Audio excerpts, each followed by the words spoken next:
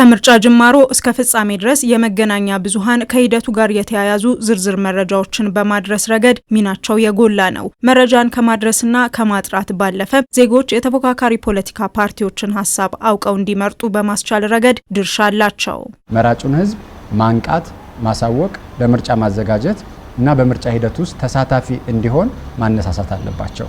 ሁለተኛው የፖለቲካ ፓርቲዎች ያላቸውን የፖሊሲ አማራጭ ለህብረተሰቡ እንዲያቀርቡ እድል መስጠት አለባቸው። ሶስተኛው በምርጫ ወቅት ብዙ ጊዜ የፖለቲካ ፍላጎቶችና በፖለቲካ ላይ የሚደረጉ አተያዮች እየጨመሩ በመሄዳቸው ምክንያት የሐሰተኛ መረጃ የሚሰራጩበት ወቅት ነው። በህዝቦች መካከል አለመግባባት ሊፈጥሩ የሚችሉ ቅስቀሳዎች የሚከናወኑበት ነው። አዳዲስ እና ያልተፈጠሩ ነገሮችን መረጃዎችን በመፍጠር ለህብረተሰቡ ለማደናገር የተለያዩ እንቅስቃሴዎች የሚደረጉበት ነው። ከዚህ አንፃር መረጃን አጣርቶ ማቅረብ የመገናኛ ብዙሃን ኃላፊነት ነው። ፋና ሚዲያ ኮርፖሬሽን ለሰባተኛው ጠቅላላ ምርጫ ትኩረት በመስጠት በርካታ ዘገባዎችን ለአድማጭ ተመልካቾቹ በተለያዩ አማራጮች በማድረስ ላይ ይገኛል። ከነዚህ መካከል ደግሞ ፋና መድረክ የተሰኘውና የፖለቲካ ፓርቲዎች ለመራጩ ህዝብ ማኒፌስቶአቸውንና ሌሎችን ሀሳቦች የሚያቀርቡበት እንዲሁም ከሌላኛው ተፎካካሪ ፓርቲ ጋር በሀሳብ የሚፋጩበት የክርክር መድረክ ይገኝበታል። መድረኩ ምን ይዛችኋል ለሚለው የህዝብ ጥያቄ ምላሽ እንድንሰጥ እድል ፈጥሮልናል። አስተያየታቸው ነው። ፋና መድረክ በተለያዩ ሀሳቦች ላይ ከፖለቲካ ፓርቲዎች ጋር ሲያከራክር ሲያወያይና ለህዝብ ሲያስተላልፍ ቆይቷል። ይሄ ደግሞ በሀገራችን የዲሞክራሲ ስርዓት ግንባታ የምንለው የዲሞክራሲ ስርዓት ልምምድን በእጅጉ ከጠመንጃ አፈሙዝ ከባሩድ ሽታ አስወጥቶ ወደ ሀሳብ መድረክ እንድንመጣ ያደረገ ነው። ፖለቲካ ፓርቲዎችም ያላቸውን ሀሳብ ያላቸውን ስንቅ ለማህበረሰቡ ሲያቀርቡ ቆይተዋልና ጥሩ መድረክ ነው ማለት እንችላለን። በእንደዚያ የክርክር መድረኮች ላይ የምንጫወታቸው ወይም ደግሞ የምናረጋቸው ክርክሮች ለህዝቡ ዳኝነት ትልቅ እድል ይሰጣሉ። ከዚህ አንፃር በጣም ከፍተኛ የሆነ ትልቅ ድርሻ ያለው በምርጫ ወቅት ትልቅ ድርሻ ያለው ይሄ መድረክ ነው እና ከዚህ አንፃር በጣም ይህን በመጠቀማችን ሚዲያውንም አመስግናናል። ሚዲያውም ደግሞ ከዚህ በለጠ መቀጠልም እንዳለበት አሁንም ተስፋ እናደርጋለን። በፋና ቴሌቪዥን የነበረን የክርክር ቆይታ በጣም ጥሩ የሚባል ነው። በደንብ ፕሮፌሽናሊዝም ያየንበት ነው።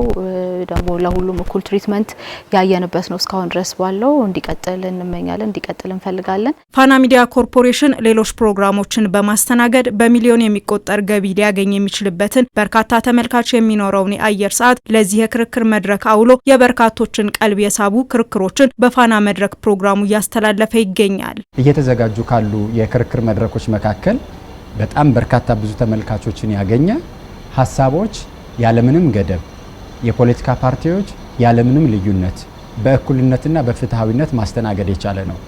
በአንድ በኩል ለህዝቡ አማራጭ ፖሊሲዎችን ማቅረብ ችሏል።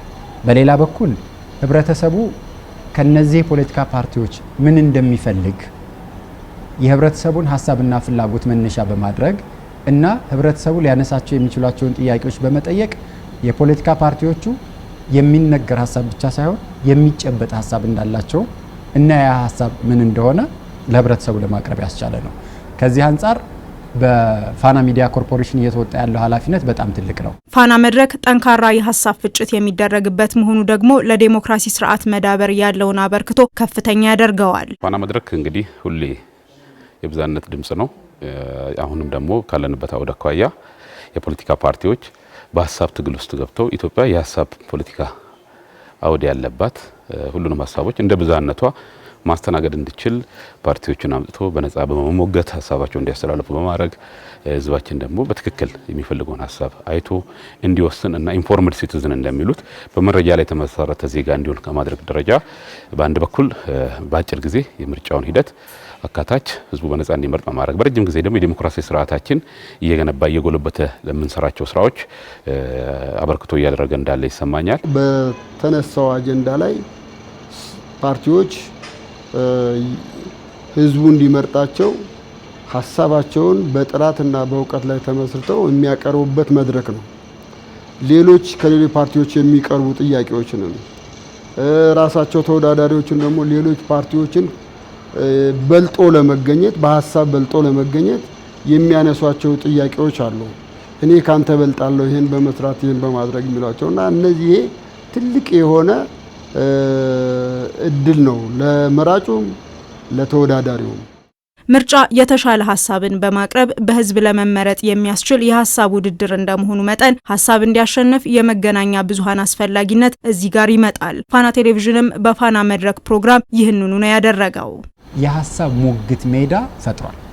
ይሄ የሀሳብ ሙግት ሜዳ በሀሳብ መሸናነፍ፣ በሀሳብ መሟገት፣ ሀሳብን መሰረት ያደረገ እና የሀሳብ ልዩነትን መሰረት ያደረገ የፖለቲካ ፓርቲዎች የክርክርና የሀሳብ ፍጭት ማቅረብ መቻል ማለት የዲሞክራሲ ስርዓትን ለመገንባት ከሚያስችሉ ጡቦች መካከል አንዱንና ትልቁን ማስቀመጥ ማለት ነው። ፋና መድረክ እሱን ነው እያደረገ ያለው።